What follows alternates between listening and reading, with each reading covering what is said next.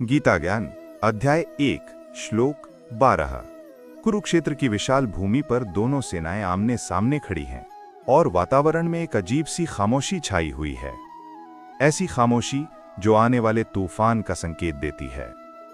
अभी कुछ ही क्षण पहले दुर्योधन अपने गुरु द्रोणाचार्य के सामने खड़ा होकर अपनी ही सेना की कमजोरी और पांडवों की शक्ति का वर्णन कर रहा था। उसके शब्दों में डर था, उसके चेहरे पर चिंता और उसके मन में हार का शक भी। पांडवों की सेना को देख के दुर्योधन का मन डगमगा चुका था, उसका आत्मविश्वास हिल चुका था और ये बात उसके गुरु द्रोण ने भी देख ली थी।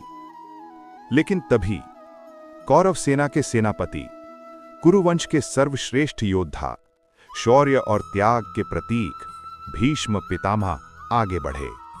सफेद दाढ़ी हवा में लहरा रही थी, वज्र जैसी आंखें दृढ़ संकल्प से भरी थीं और उनके हाथ में था उनका शंख पांचजन्य, युद्ध के आह्वान का प्रतीक। तस्य संजनयन हर्षम कुरुवृद्धः पितामहः सिंहनादम विनद्य उच्चैः शंखम दद्मौ प्रतापवान। दुर्योधन के मन में उत्साह जगाने के लिए कुरुवंश के महान वृद्ध भीष्म पितामह ने सिंह के समान गर्जना करते हुए ऊंचे स्वर में अपना शंख बजाया। यह सिर्फ एक शंखनाद नहीं था, यह साहस का उद्घोष था। यह कौरव सेना के भीतर सोई हुई ऊर्जा को जगाने वाला संदेश था कि उठो, युद्ध आरंभ होने वाला है। भीष्म का शंखनाद पूरे मैदान में गूंज उठा, धरती जैसे थर्रा उठी, घोड़े बेचैन हो उठे, योद्धाओं की आंखों में चमक आ गई और कौरव सेना में एक नया जोश भर गया।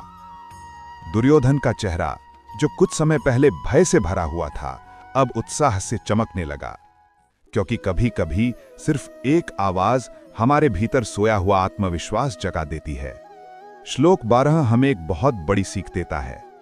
जीवन में जब डर हावी होने लगे, तब जरूरत सिर्फ ताकत की नहीं, बल्कि किसी ऐसे व्यक्ति की होती है जो हमें विश्वास दिला सके कि हम लड़ सकते हैं, हम जीत सकते हैं। हर जीवन में एक भीष्म होता है। कभी वो हमारे माता पिता, कभी मित्र, कभी गुरु, कभी खुद हमारा अंतर्मन बन के हमें पुकारता है कि उठो, समय आ गया है। भीष्म पितामह का ये शंखनाद महाभारत के युद्ध की पहली घोषणा था और इस शंखनाद के साथ कुरुक्षेत्र का इतिहास युगों के लिए बदलने वाला था। जय श्री कृष्ण।